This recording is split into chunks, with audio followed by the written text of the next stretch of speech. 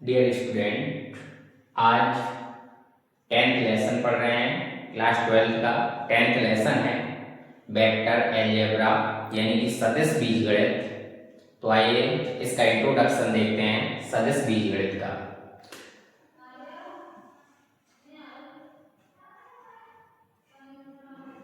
इसमें सबसे पहले डेफिनेशन पढ़ी जाएगी सदिश। तो फिजिक्स में आप लोगों ने पढ़ा होगा छोटी क्लासों में 9th 10th में सदिश राशियां क्या हैं। तो वे भौतिक राशियां जिनमें परिमाण तथा दिशा दोनों की आवश्यकता होती है सदिश राशियां कहलाती हैं। तो इसमें सदिश परिमाण भी होगा और दिशा भी होगी, दोनों चीजों की आवश्यकता रहती है, सदिश कहलाता है। यहाँ पर सदिश में दिशा महत्वपूर्ण है। सदिश का प्रयोग सर्वप्रथम वेक्टर यानी कि सदिश का प्रयोग सर्वप्रथम आयरिश गणितज्ञ रोबिन हैमिल्टन ने अपनी किताब में किया था। रोबिन हैमिल्टन ने अपनी किताब लिखी, उसमें सदिश का प्रयोग सर्वप्रथम इन्होंने किया, जो आयरिश गणितज्ञ हैं। तो सदिश क्या है? कोई रेखा है ए बी, अब इसको सदिश में चेंज करना है तो ए बी पर वेक्टर प्रयोग कर लेंगे तो ये बोला जाएगा ए बी सदिश, यानी कि इसमें दिशा हुई ए से बी की ओर। यहाँ पर ए बी एक भुजा है या एक रेखा है, इसमें एक सदिश इसका बना ए बी वेक्टर जिसमें दिशा है ए से बी की ओर। दूसरा सदिश इसमें बनेगा बी ए वेक्टर जिसमें दिशा होगी बी से ए की ओर। तो दोनों में इसमें ए से बी की ओर जा रहा है सदिश और इसमें बी से ए की ओर सदिश है। यदि दोनों को इक्वल करना है तो यहाँ पर बी ए की दिशा चेंज की जाएगी तो ये हो जाएगा ए बी वेक्टर, तो इसका साइन चेंज हो जाएगा माइनस ए बी वेक्टर। तो ये सदिश है, इसमें ए बी सदिश ए बी वेक्टर से निरूपित किया जाएगा। सदिश के लिए कुछ सदिश के टाइप हैं, तो सदिश के प्रकार।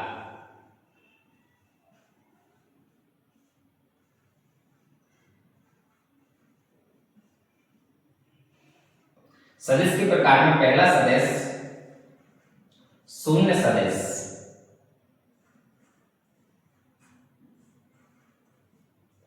Zero vector.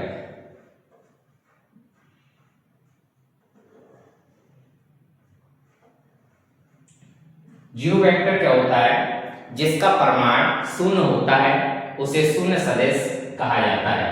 जैसे कोई सदिश लिख रहे हैं, जैसे ए वेक्टर इक्वल 0, तो ये अपना शून्य सदिश हो जाएगा।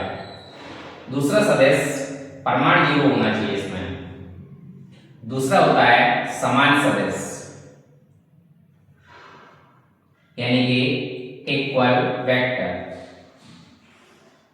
Equal vector. समान सदिश क्या होता है? दो या दो से अधिक ऐसे सदिश जिनकी दिशा भी समान हो और परिमाण भी समान हो। परिमाण और दिशा दोनों यदि समान है तो उसे समान सदिश कहते हैं। जैसे एक सदिश ये है, दूसरा सदिश ये है, दोनों इक्वल है और दिशा भी समान है, तो ये दोनों सदिश समान सदिश हो जाएंगे। तीसरा सदिश है समदिश सदिश। समदिश सदिश। समदिश का अर्थ होता है एक ही दिशा में चलने वाले सदिश। जैसे एक होगा ए वेक्टर, दूसरा बी वेक्टर, दोनों की दिशा एक ही है, परिमाण कुछ भी हो सकता है लेकिन दिशा समान हो तो उसे हम समदिश सदिश कहते हैं। इसी के ठीक विपरीत सदिश होगा। विपरीत सदिश। विपरीत सदिश क्या होता है?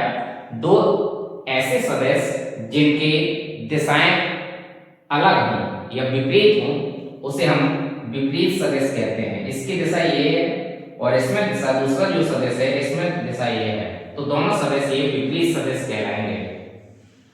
तो यहां लिखेंगे ए वेक्टर और ये बी वेक्टर। तो ए वेक्टर और बी वेक्टर विपरीत सदिश हैं। अगला सदिश है समरेख या समांतर सदिश।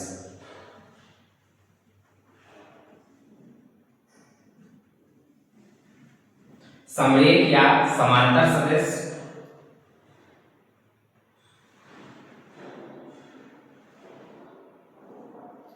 ये दोनों सदिश समांतर हैं, एक ही दिशा में हो सकते हैं, विपरीत दिशाओं में भी हो सकते हैं, समरेख होने के साथ साथ समांतर भी रहते हैं। इसके लिए कंडीशन होती है A vector equal N B vector, दिशाएं सेम है इसमें। दूसरा यह इस प्रकार से हो सकता है, दिशाएं दोनों की डिफरेंट कर दीजिए, तो ये दोनों सदिश समरेख हैं परंतु दिशाएं अलग हैं, समांतर भी होंगे और साथ ही साथ समरेख भी होंगे।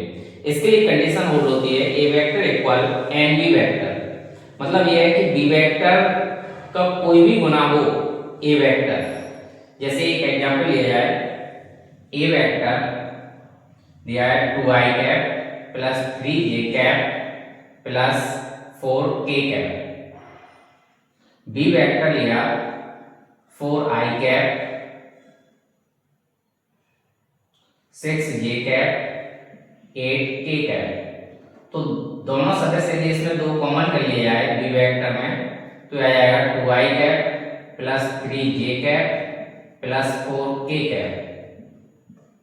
तो ये सेम सदस्य हो गया, तो इसको लिखेंगे B vector equal A vector का डबल है तो 2a vector, B vector equal to A vector. तो इसमें कंडीशन होल्ड हो रही है A vector equal N B vector या कहिए B vector equal N A vector. इसलिए ये दोनों सदिश ए वेक्टर और बी वेक्टर समांतर भी हैं और समरेख भी हैं। ये समरेख के लिए भी ध्यान रखेंगे कि समरेख के लिए कंडीशन होल्ड होती है A vector equal N B vector.